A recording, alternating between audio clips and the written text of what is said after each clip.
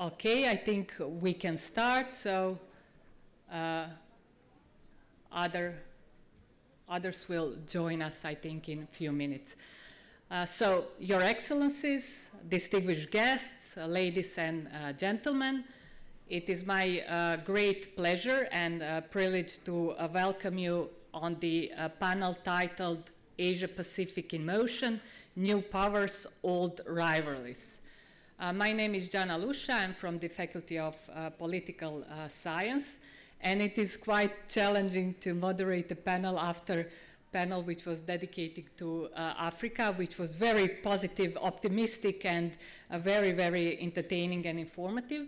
But I was so thrilled to receive an invitation to moderate a panel on Asia Pacific because at first glance, it sounds like we are speaking only about the region, but actually we are speaking about the future of the international order itself, because when you speak about Asia Pacific region, the power shift is going on right there.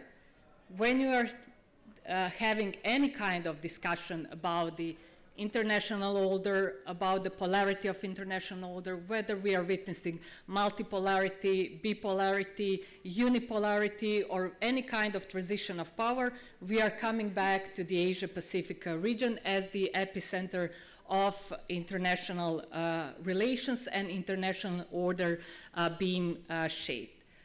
We will be speaking about the transition of power.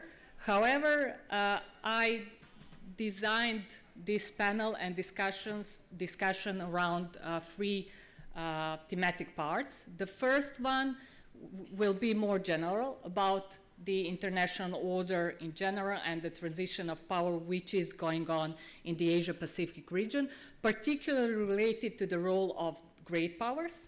And then we will go regionally on the role which middle power, small power, and regional organizations are actually having within the Asia-Pacific region. And at the end, like in the previous panel when we spoke about the future of Africa and future of young generations in general, we'll try to predict or give advice what is actually the role of the Asia-Pacific region in the future, and how can we, as a small, middle states, regional player, actually affect the development of the region. If we go a little bit back to the past, 2,000 years ago, Thucydides observed that when a rising power challenges an established one, fear can become as influential as power itself. So we can definitely witness the fact when one power rises in its power, it produces fear, and this fear actually defined the relations not just in Asia-Pacific region, but in international relations in general. More recently, Graham Allison said that ask whether great power transition lead to the conflict. So if one power takes the place on international stage, the other powers or the other states are trying to balance it. And then we are actually trapped, we are in some kind of Thucydides trap in terms that every single power is feeling vulnerable and trying to balance the power which is gaining on its influence and on its weight. Speaking about the Asia-Pacific region, we can definitely say that this is a region simultaneously faced with competition, but also with cooperation. This is the region of military modernization, but also of economic integration. This is a region which is full of strategic mistrust, but also remarkable interdependence. There are several authors. I will quote one, Professor Amitav Acharya, who argues that we are moving towards what he calls a multiplex world, which means a world shaped not by the single dominant power, but by multiple centers of influence, multiple regional voices, and multiple visions of order. This idea is particularly important for the panel I'm chairing, today, because Washington or Beijing, they will not decide the future of the Asia-Pacific region. The future of the Asia-Pacific region will be shaped in Bangkok, in Phnom Penh, in Jakarta, in Seoul, in New Delhi, and so on and so forward. These all are regional but strong stakeholders. They build institutions, they build regional norms, they build confidence, they build trust, and they are very much aware of the role which they are having not only in Asia-Pacific region but in international relations in general. Speaking about the international relations in general, never before we have witnessed that states competed so intensively, but on the other hand, we are also cooperating so intensively. And I think this would be the message, I hope this would be the message which will come out from the discussion of our distinguished speaker today. So the main question of this panel is not who will become the dominant power or who is the dominant power in the region, because history has always produced powerful states. We are going to address several questions. The first, can we actually build an international order where competition remains compatible with cooperation? We will discuss it from the lenses of the Asia-Pacific actors and Asia-Pacific region. Can major power in the region actually compete responsibly? Can middle and small powers, as well as small states, preserve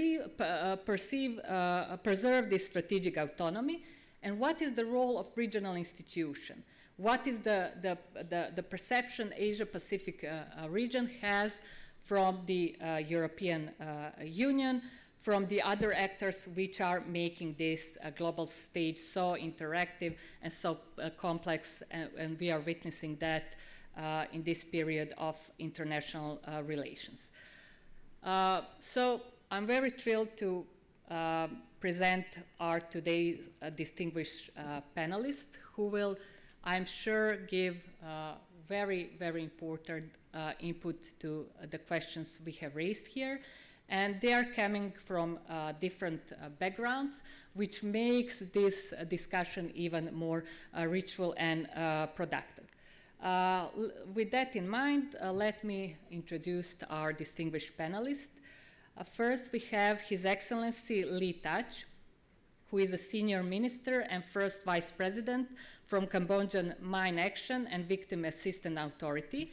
Our first panelist brings a perspective shaped by one of the most important lessons of modern history, which that peace and security are not achieved only through diplomacy between states, but also through protecting community and rebuilding society after conflict. This is a very strong message which I think will come from this discussion. Mr. Thach, it is a privilege to have you with us. Our second panelist is His Excellency Viawat Isarabakhadi, who is a Vice Minister for Foreign Affairs, Kingdom of Thailand. Our next panelist represents a country that has long occupied a unique position in regional diplomacy.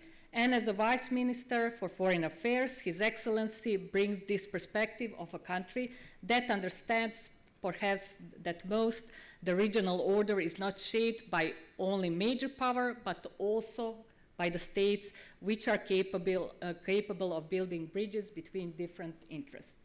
Then we have Mrs. Željana Zovko. We are very honored to have you here with us.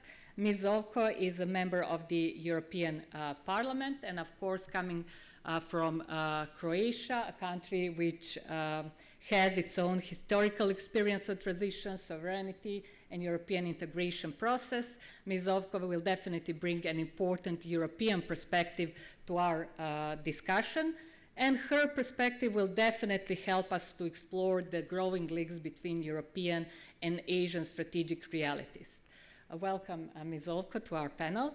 Our next panelist is Ms. Mabel Lu Miao, co-founder and Secretary General of Center for China and Globalization. Our next panelist brings an important perspective from China's policy and research community.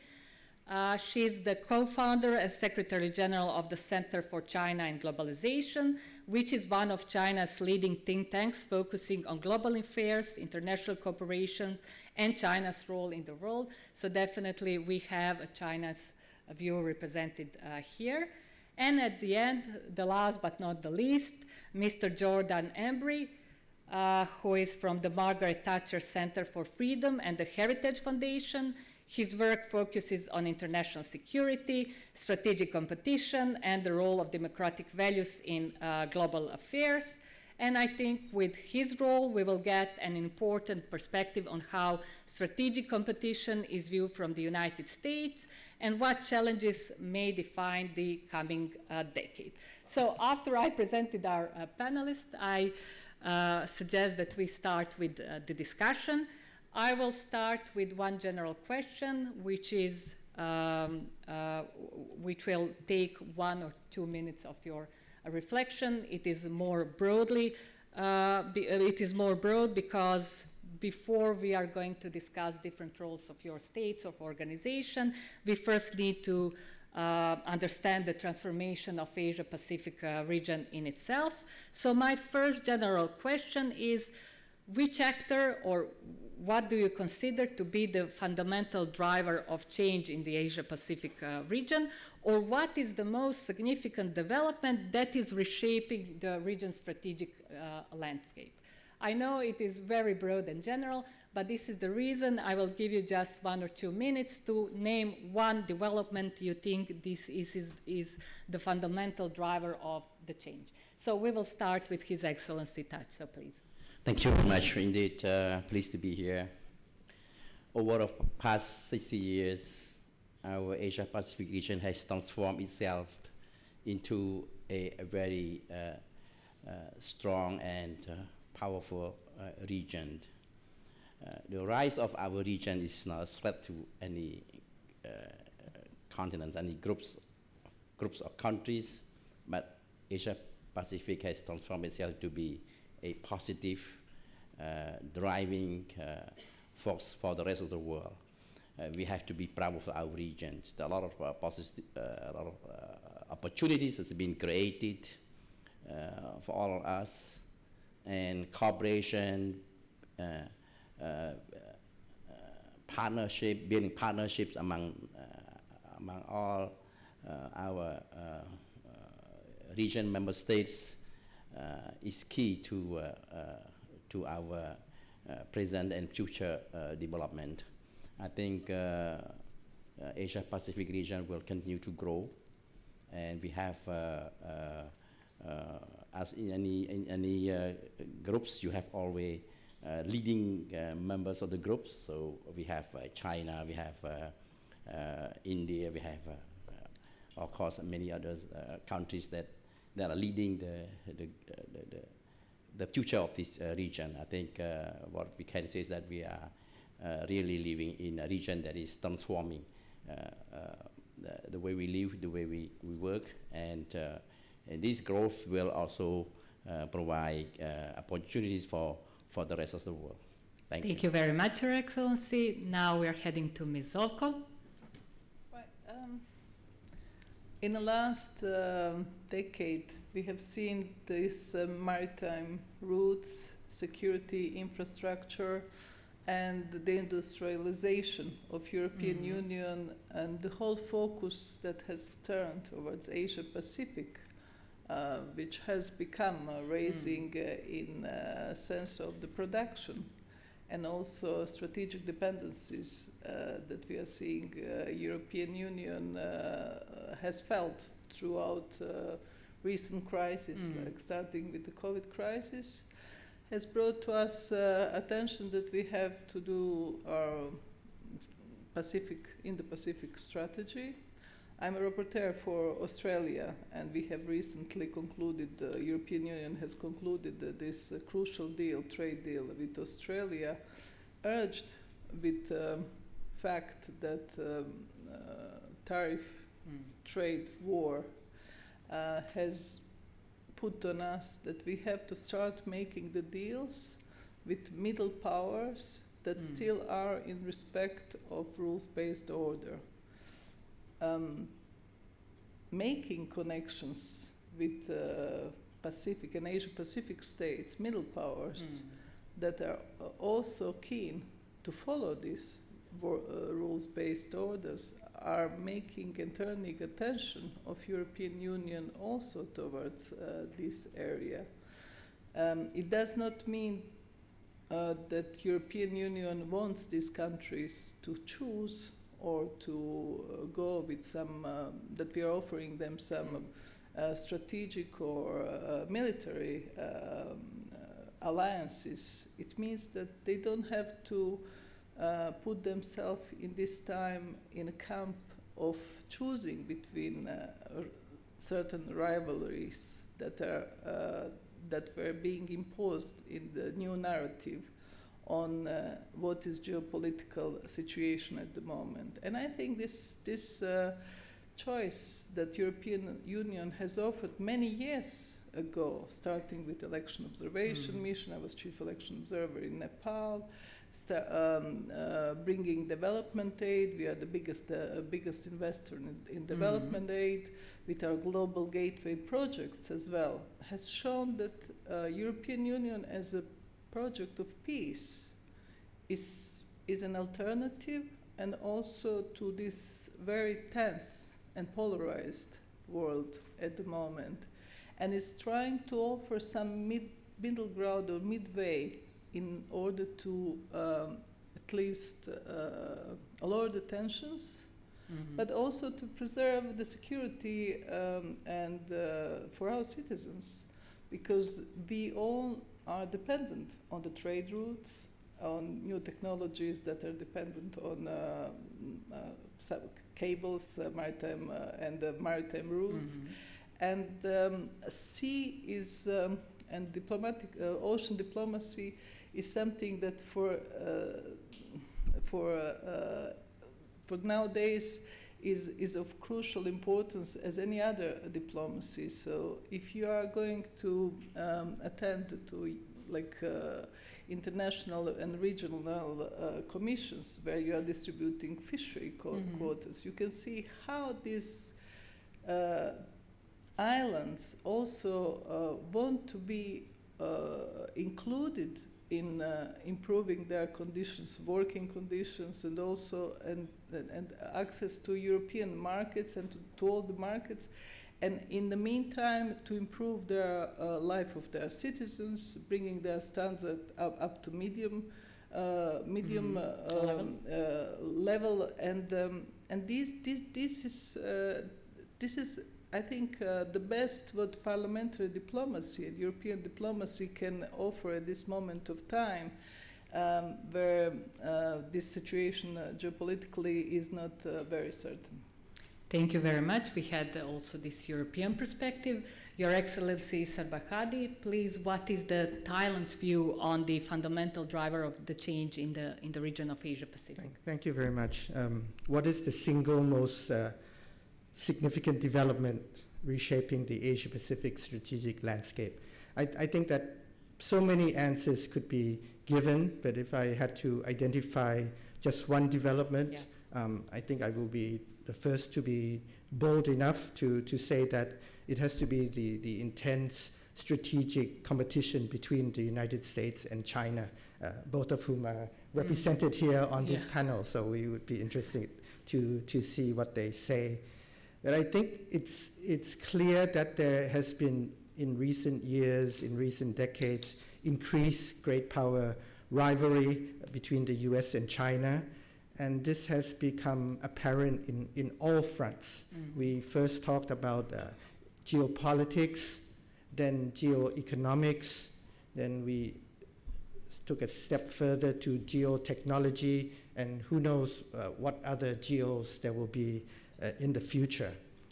The rivalry between the two great powers is not confined only to military power anymore, but it now encompasses trade, technology, supply chains, critical minerals, infrastructure, semiconductor chips, and so much more. It seems to be increasing all the time. In the US, we see MAGA, the Make America Great Again, America First. In Asia, we see the rise of China as a political power, military power, economic power, and so much more. AI power, technology power also.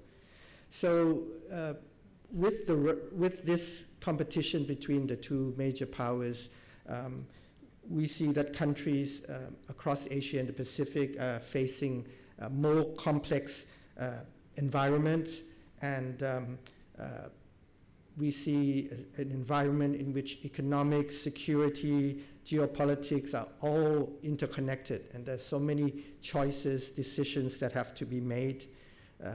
Countries are increasingly being compelled to take sides if they have to.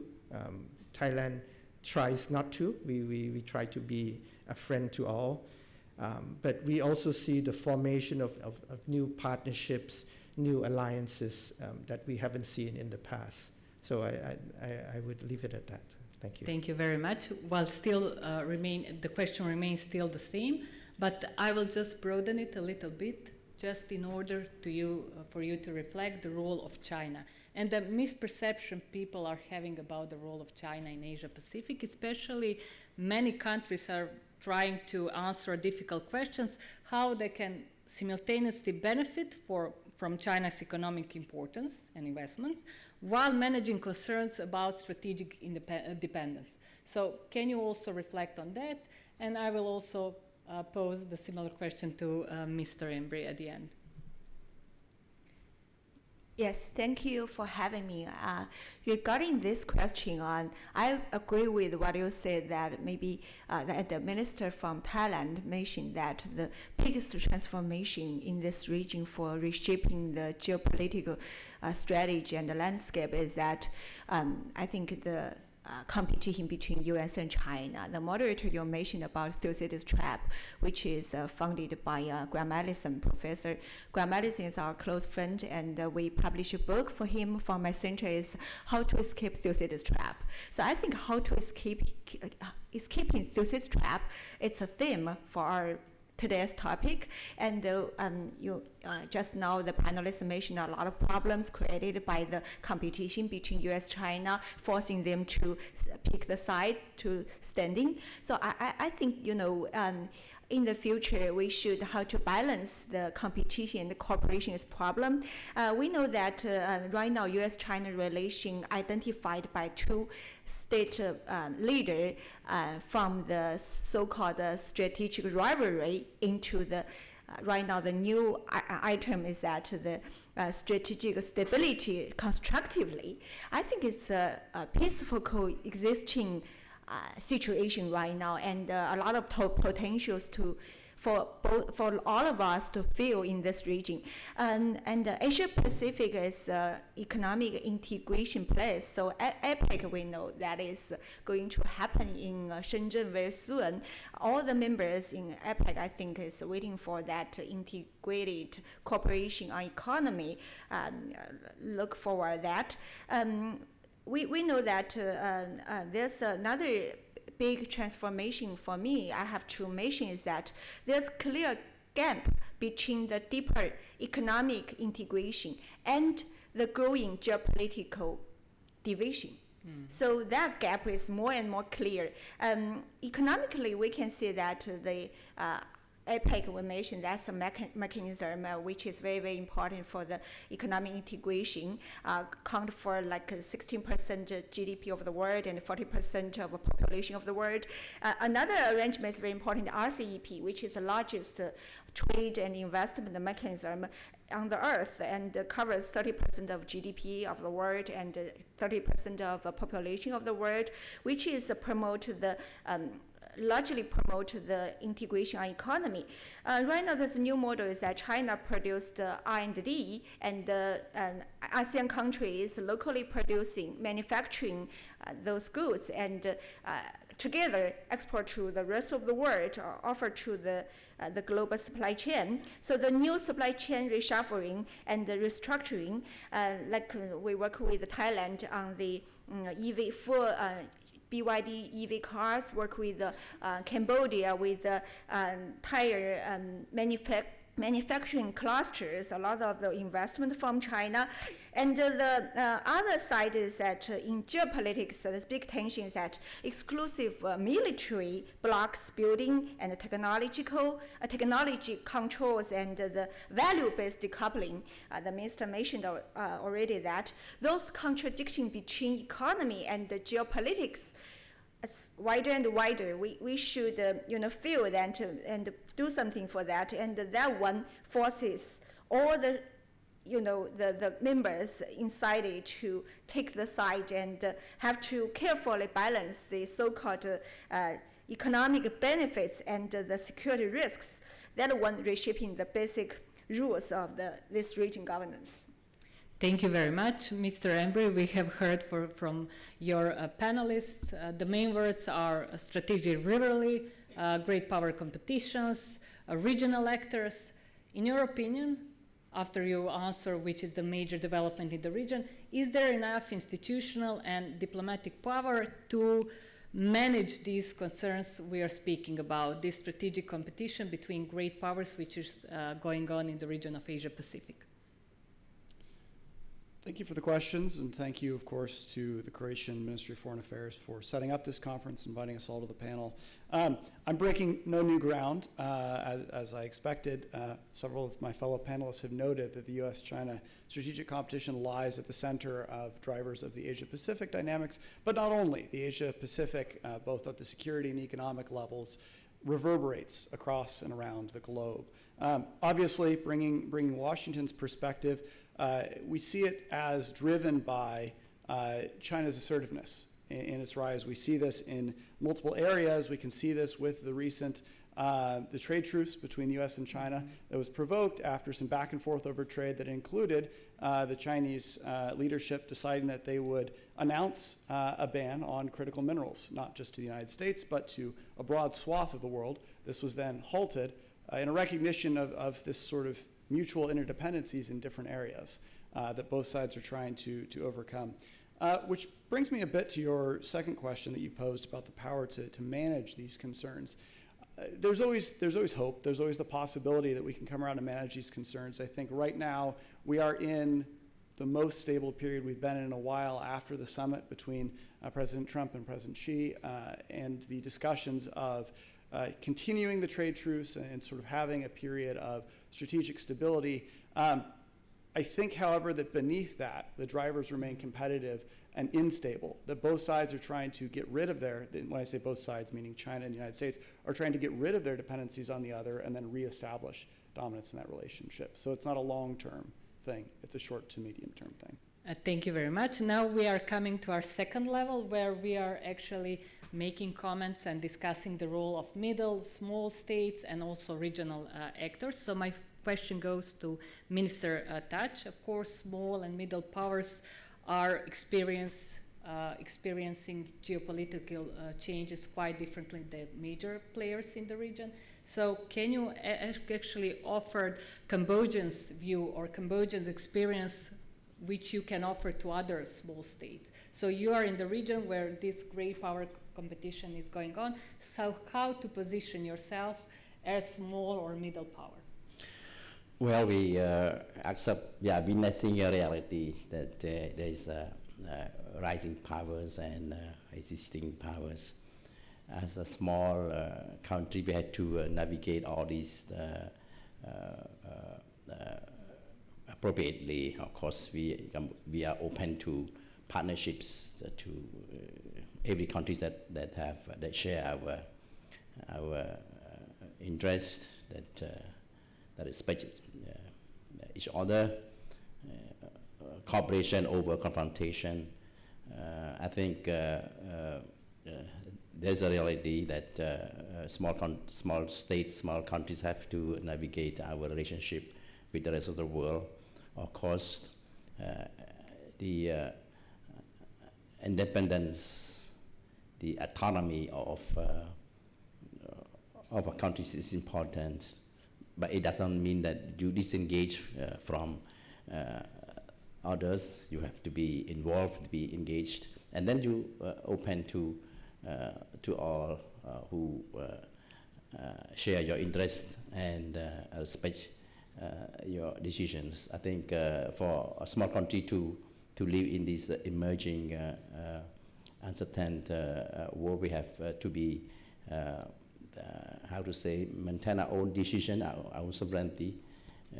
Decisions made by us should reflect our principles, our values, and partnership to anybody could be built through dialogue, through cooperation over confrontation. Thank you very much. Going to the experience of Thailand. So, Your Excellency Isar Barkadi, my question is, Thailand has historically always maintained relationships with multiple partners and actually conducted pragmatic foreign policy. And we all know that small and middle states have different foreign policy strategies of balancing, bandwagoning, hedging, sheltering, and so on. So my question is this strategic flexibility becoming a strength or vulnerability within the Asian Pacific region, coming from your experience? Again, please, is it a strength or vulnerability? A vulnerability of your foreign policy and cooperating with multiple partners. Okay.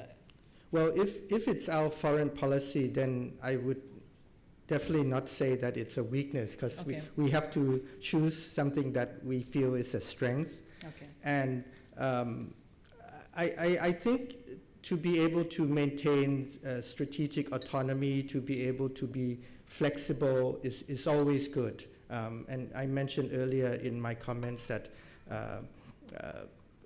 we try to be able to be friends with everyone.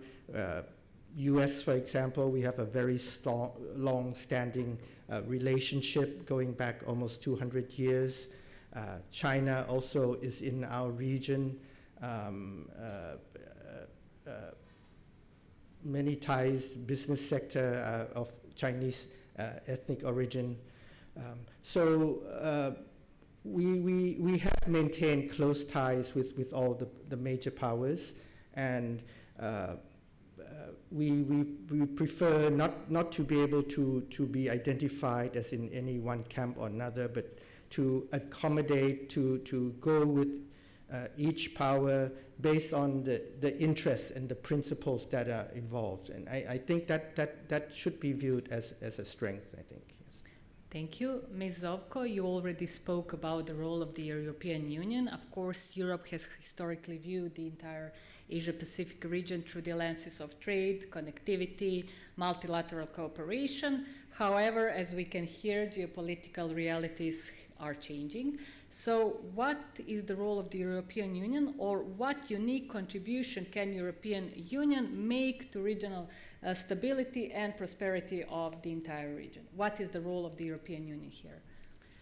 What we are offering, starting with all middle-sized countries, is cooperation with European Union in re-establishing this rules-based orders, because this rules-based order suits middle and small-sized powers, as we don't have a strength or neither we have a will to engage in this polarization. And I think this is the best way also to move away from strategic dependency, starting from critical raw material, and the signing of the agreement with Australia has given a great opportunity also to Australia not to export this critical raw material, critical minerals to China, and then to get them back already refined, and to be blackmailed on certain occasions when they have issues that are concerning their strategic and sovereignty. We don't pretend to be superpower like United States of America, but also we have a new mechanism which is called SAFE mechanism, that we are offering to our partners, and we are signing strategic partnership in security and defense. We have signed that with South Korea, we have signed it with Australia, we have signed it with Canada, where we are engaging our partners to also to get involved in procurement and building our defense and building our strategic defense material in order to also prepare ourselves for possible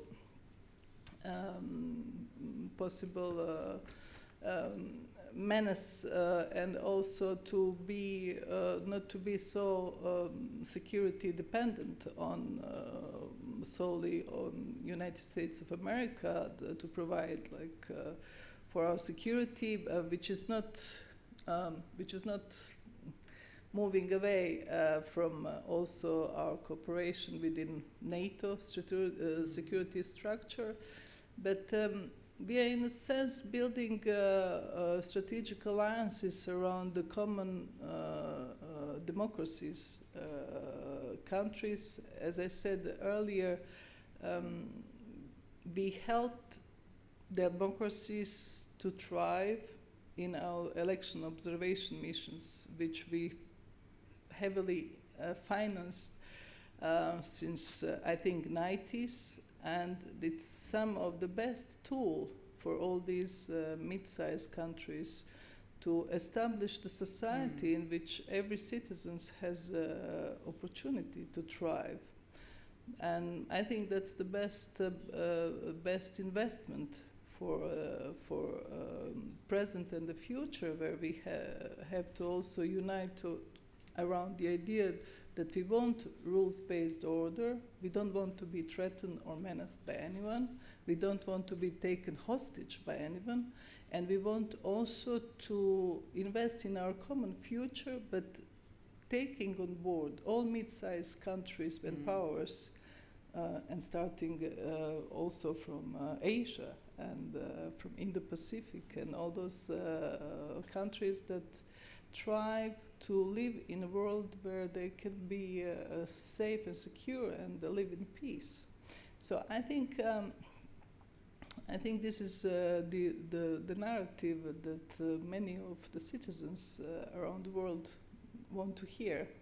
And they don't want to live, coming back to your start, in this atmosphere of the fear that we hope belongs to a mid-age period, but it's very easily used to gain votes or to gain, I think, to gain at least a certain tension in the area. So this is what the European Union was built on, and this is why we are having this strategy in our in the future, and in order to preserve our way of life that we are still having and our citizens are still enjoying.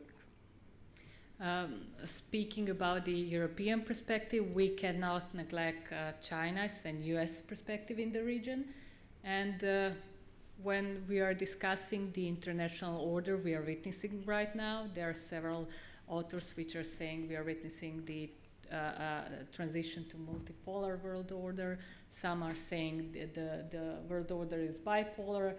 Someone even saying that it is unipolar, with United States still having the lead. Someone is actually thinking or making China as the main power. So if we look at the focus of global attention, we can definitely say that in the last 2 or 3 years, the epicenter of the attention was on the European continent because of the war in Ukraine, and now in the Middle East because of the war in Iran. And when we look at the US national security strategy, they are still firmly focused on Asia-Pacific region, but they are also, started to be more focused on Western Hemisphere, or to make their priorities being heard. And this is very vocally expressed by President Trump and MAGA movement. So my question is how this actually reflects on the power balancing in the Asia-Pacific region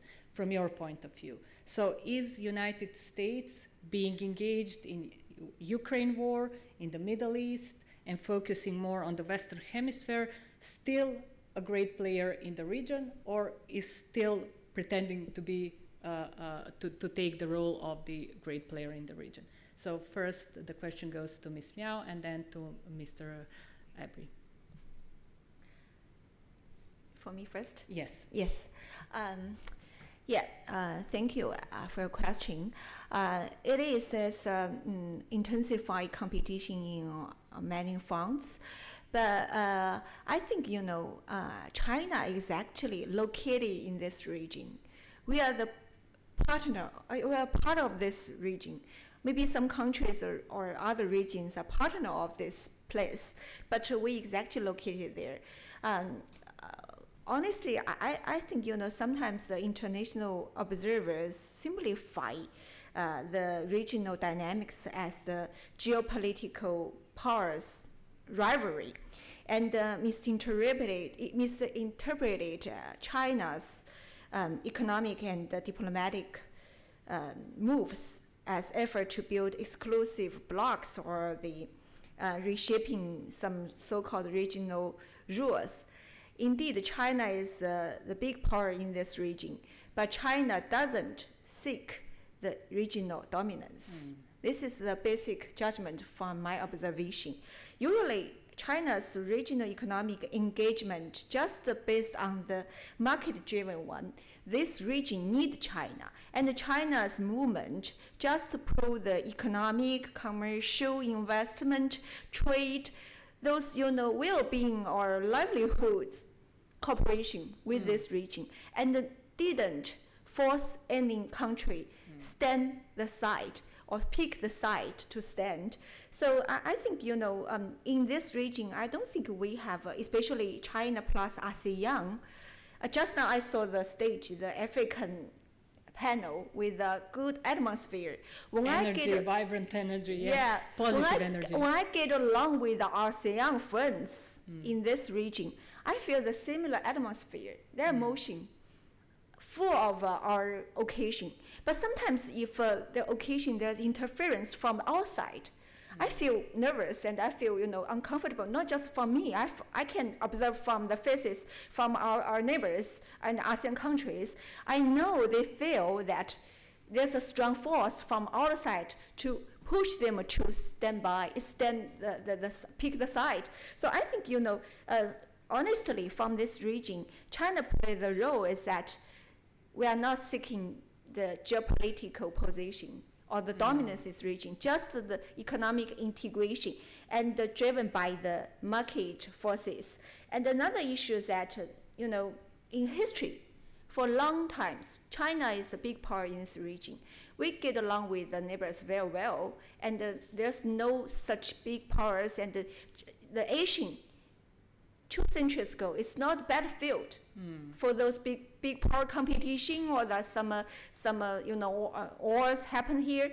But we can review the history, what happened the last 2 centuries. So I think we should learn from the history and look to the future.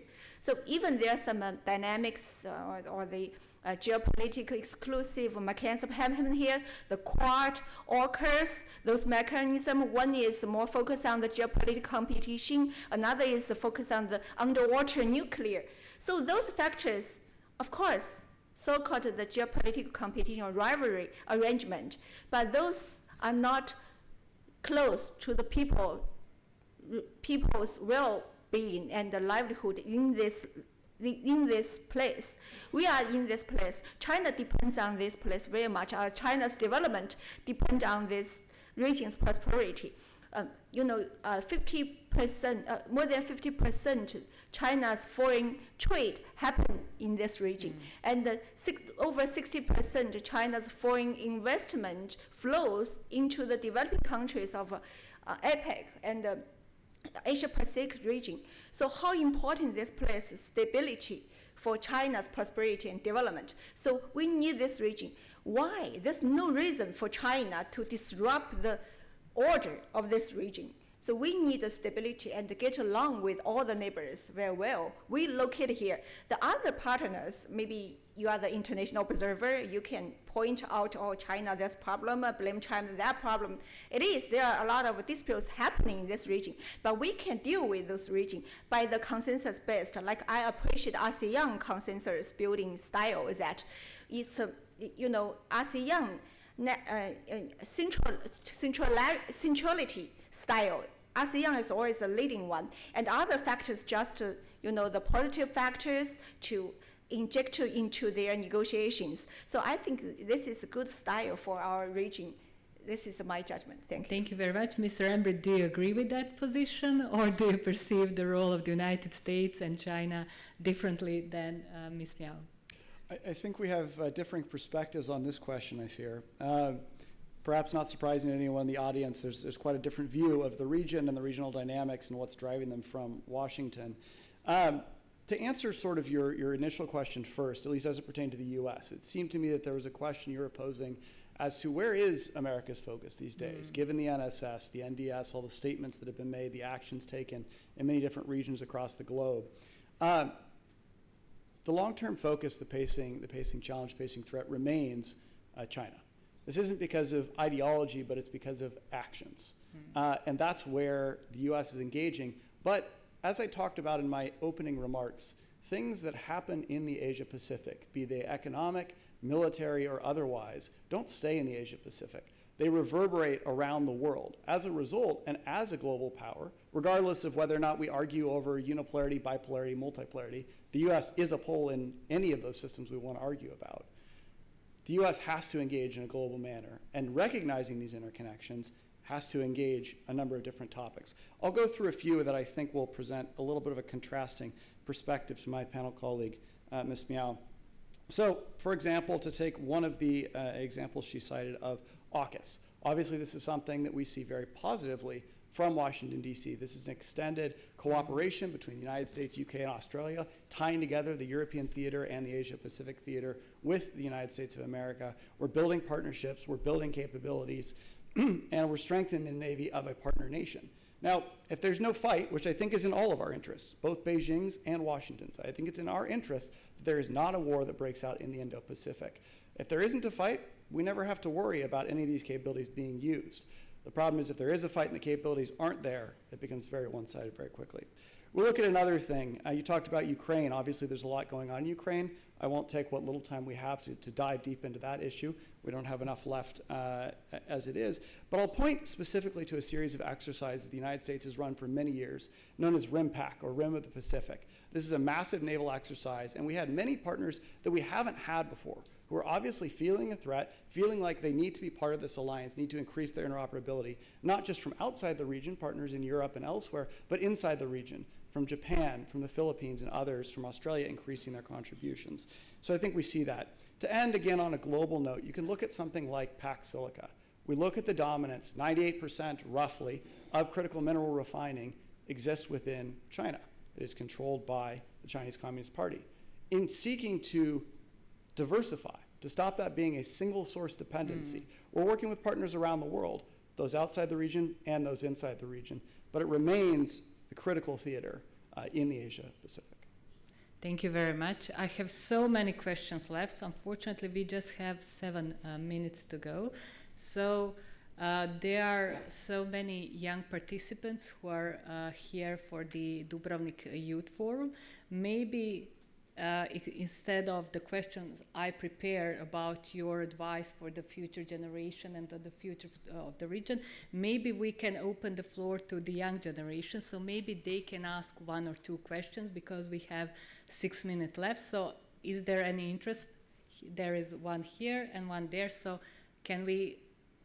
you can come up at the stage and ask, why not, so that we move faster, okay? We are so flexible. We are always flexible, so please, come on and ask your question.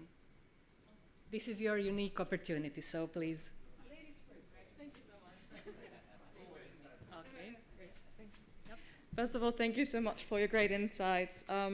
I'm part of the youth panel, youth forum, and also a junior lecturer in security studies.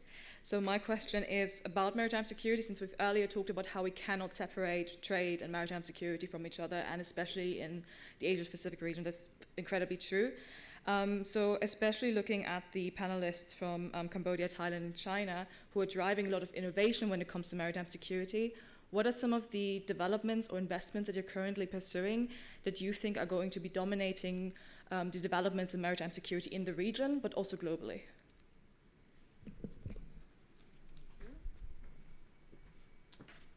We can take the other question, so then we will respond. Hello, thank you for the panel. It's been very interesting. I'm Iñigo from Spain. I wanted to go back to a point that was kind of raised at the beginning of the discussion and that has come up at the end, which is this idea of relations with China. The EU for a long time has been struggling to come up with a clear policy on China, partner, rival, strategic, something.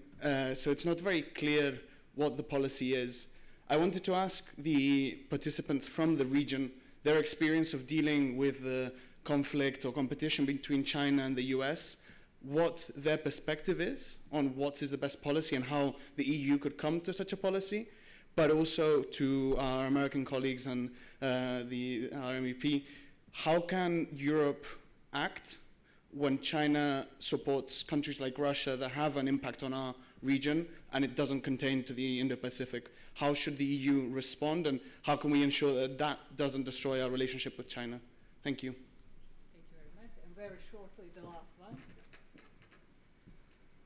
Hello, Nicholas from Canada. Very simple question. As the world continues to be driven by the China and United States relationship, where are opportunities for constructive dialogue and peaceful, sustainable future? Thank you. Thank you very much. As you can see, we have a very bright future here. So please, if you can address, we have 4 more minutes left, so we can start with Minister Touch and then go around the table, around the panel. I think what we have learned from our region through over decades, I think it's about peace and cooperation and dialogue, which are the foundation of our transformation of the region. Of course, small countries try their best to move around when the giants, the superpower having a problem with each other. But I think we have to look at how our region, our small states contribute to peace, to dialogue, to diplomacy. We are the foundation of our peaceful coexistence between nations and regions. I think that each superpower is influencing on us, but we don't have to take sides, but we have to manage how to help to contribute to peace, to development, to a betterment of our humanity. I think that's what we want most for all of us. Thank you. Thank you. Ms. Zovko? Right. I will address this question, what EU can do first to respond to this neutrality or not condemning Russian aggression on Ukraine in China case, and what is our answer also to some of the measures that were taken and what China represents for us. It's very difficult to come to agreement in European Union on the clear answer on some issues, but there is a strategy that is at place, and that is for global overcapacity of steel. We reacted with Overcapacity Act. With United States, we have Pax Silica in order not to be blackmailed on critical raw material or critical mineral, and we have this Critical Mineral Act. We are building our defense, as I said previously, in order to strengthen European pillar of NATO and to be prepared. And also we are strengthening our maritime security and regional organization, and we are trying to offer the alternative to mid-sized countries and powers, and also we're investing heavily in global gateway as alternative to some other investments. But I think that the best act to how to show how preventive diplomacy can work and can function is a meeting between that we have seen between President Trump and President Xi, and good and positive messages. But also the common agreement. I mean, we're all dependent on trade, and Asia Pacific has risen because of the trade and because of our efforts to give alternative and opportunity to the citizens who live there to have a better life. But we cannot be blackmailed. So the straits like Hormuz that we are seeing now cannot be an example that in the future we can be blackmailed and we can be taken as a hostage of any superpower on this situation. So we have to work on preventive diplomacy, we have to work on international rules-based order, and we have to work on diplomacy and meeting and discussing together, but not, the previous crises have warned us that there might be even worse crises in the future, but that we are prepared and we have an answer to that. Thank you, Your Excellency Savarhaldi. We have a few more, maybe 2 minutes for your interventions. Thank you. I see that I'm in overtime already, so I'll try to be short, but let me deal with questions 2 and 3 in one go. And when I'm asked about competition between the US and China in the region, I often like to say that my dream, which still remains a dream, is for the US and China to be able to join together to pool their valuable resources and capabilities for the benefit of the region. And there's so many ways in which they can do this, areas for cooperation, like our Canadian friend mentioned, are immense.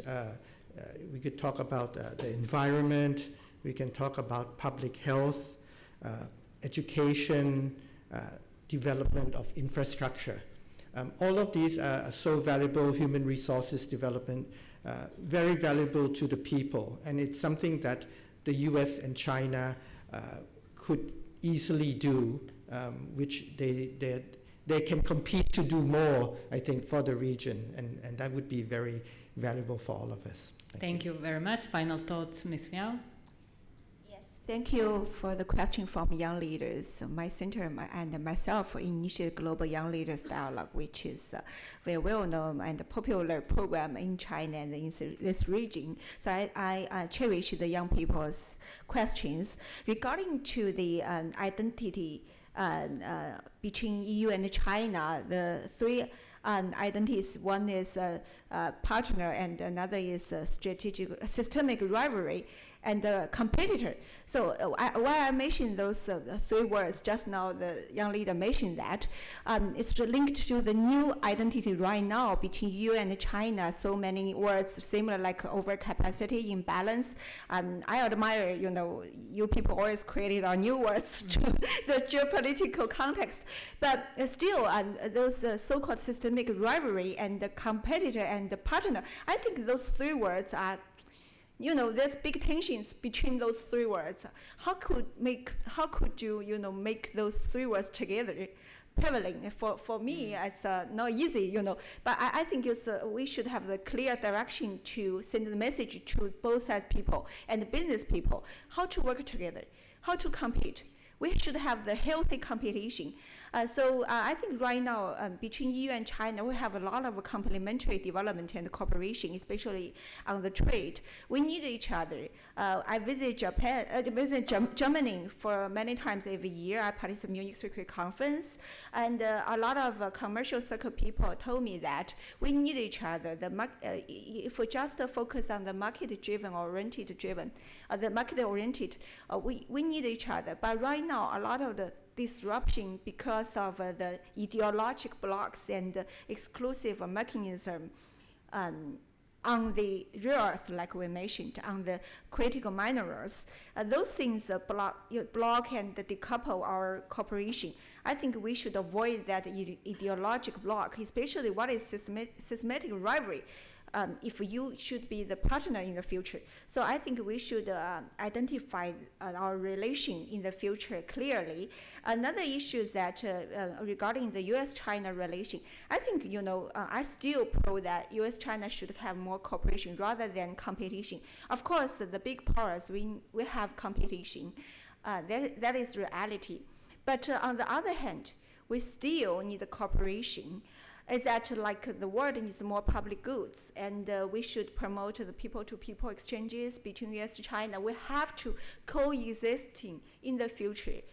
We have no other choice. Right now we have nuclear weapon. It's not like Second World War. Before Second World War, we don't have that weapon. This is reality. We should accept it. We have to coexist with each other. So how to do that? Of course, there's AUKUS, Quad, a lot of those mechanisms. We should view those things with a long-term vision. If in the, like U.S.-China, we really had conducted several rounds competition recent 1 decade. So what's happening right now? The reality is what? Everyone knows that. China is still there, rising again, and still rising increasingly, gradually. But U.S. is still there, it's still a superpower. So in the future, we should look forward, look ahead with the Thank you very much. attitude. I need to interrupt you. Thank We you. just have 30 seconds for the sorry, final yeah. intervention of Mr. Embry. 30 seconds it'll be. I can explain the answers to the young folks if they want to come find me afterwards. So the first question, trade and maritime security. Modular shipping for trade and pervasive persistent imaging and sensing on the security end of that. As far as the EU forming a policy, you've got to move from statements and reports to action. We've heard some good examples of that, Pax Silica, some of the trade deals. There's more to do on that file. Finally, on the third question, obviously, discussions and dialogue continue to reduce the risk of global armed conflict between the United States and China, which, again, is in neither of our interests. Thank you. Thank you very much to all of our panelists for their brilliant insights. Very well done. Thank you very much. For you in the audience, thank you so much for staying with us, and also to our young colleagues. They have shown that this Dubrovnik Jug Forum is something we need to cherish in the future. So once more, thank you very much, and the next panel starts in 10 minutes. Okay, thank you.